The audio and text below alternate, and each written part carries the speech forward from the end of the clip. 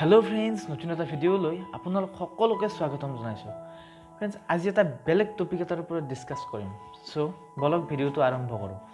কি জানেনে? আপোনালোকে দেখিছে আমাৰ চৰকাৰে অৰ্থাৎ ভাৰতৰ কথা কৈছো, অসমৰ কথা কৈছো। আমাৰ ইয়াত চৰকাৰে ঘৰ দিলে কেনেকুৱা ঘৰ দিয়ে? পকী ঘৰ দিয়ে। আমাৰ অসমতে হওক বেলেগ অন্তত আমাৰ ইণ্ডিয়াত পকী ঘৰ দিয়ে বা আমাৰ আজিকালি সকলো মানুহৰে প্ৰায়বোৰ ঘৰবোৰ পকী ঘৰে বনোৱা হৈছে। কিন্তু আপোনালোকে জানেনে?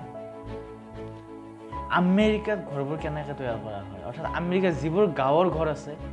অৰ্থাৎ ভিলেজবোৰটো আমাৰ ইয়াতকৈ বহুত উন্নত হয় বাট ইমান ধুনীয়া দেখি আপোনালোকে ভিডিঅ'ত নিশ্চয় দেখিছে তাৰ ঘৰবোৰ কিমান ধুনীয়া আৰু এটা সাইজৰে ঘৰ সব ঘৰ এইটো কাৰ ঘৰ মানে কি আপোনাৰ ঘৰ নে মোৰ ঘৰ ধৰিবই নোৱাৰিব সব এটা সাইজৰ ঘৰ কৈ একে হয় আৰু দেখাত ইমান ধুনীয়া এই ঘৰবোৰ কিহেৰে তৈয়াৰ কৰে গতিকে বলক এই সকলোবোৰ জানো আচলতে কি জানেনে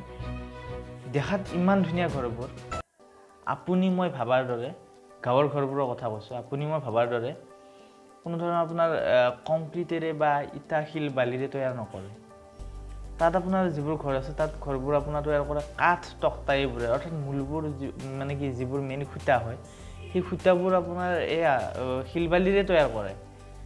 কিন্তু আপোনাৰ যিখিনি মানে কি বেৰ হওক বা টিং হওক এই সকলোবোৰ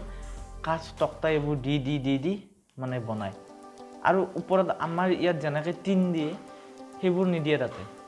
অৰ্থাৎ তাত এটা বিশেষ ধৰণৰ লেয়াৰ এটা দিয়া হয় তাৰ ওপৰত প্লাষ্টিক দিয়ে মোটা ডাঠ প্লাষ্টিক ওপৰত দি দিয়ে সেয়াই ছাদ সিহঁতৰ আৰু তাত আপুনি যেনেকৈ আমাৰ ইয়াত গাঁৱতে হওক বা আমাৰ এইবোৰতে হওক মাটি কিনিলে ঘৰ বনালে আপোনাৰ নিজৰ ইচ্ছামতে বনালে যেনেকৈ মন যায় তেনেকৈ তাত সেইবোৰ চিষ্টেমেই নাই অৰ্থাৎ কেনেকুৱা তাতে আপোনাৰ চৰকাৰৰ পৰা লৈ লয় কিছুমান ইণ্ডাষ্ট্ৰি আছে সিহঁতে ঠাই টুকুৰা লৈ ল'লে ছেপাৰেটলি তাত আপোনাৰ সেম ঘৰ বনাই দিলে 4টা 5টা 6টা এনেকৈ বনাই দিলে মানে তাৰপিছত আপোনাৰ সেইবোৰ বিকিব মানে মাটি ঘৰ একেলগে বিকি দিয়ে তাতকৈ আচৰিত হ'ব আমাৰ ইয়াতকৈ বহুত বেছি দাম হয় অৰ্থাৎ তাত এটা ঘৰ কিনিব লাগিলে প্ৰায় খুব কম 2.5 কোটি 3 কোটি ইমান টকা তাৰ ওপৰত আপুনি যিমান লয় দিয়ে মানে কি তাৰ ওপৰত ঘৰ পাব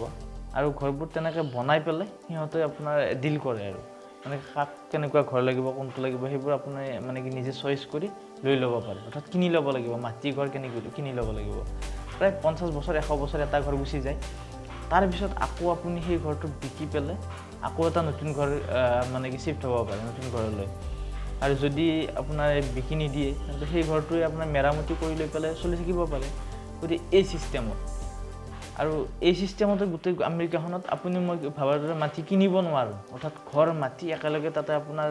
পইচা দিব লাগিব একেলগে কিনিব লাগিব সব সেইকাৰণে আমি চাব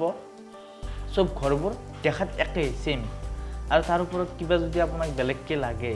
সেই কোম্পানীটোক আপুনি আগতীয়াকৈ ক'ব লাগিব যে মোক মই এইটো ঘৰ ল'ম এইখিনি চেঞ্জ কৰি দিয়ক তেতিয়া সিহঁতে কি কৰিব আপুনি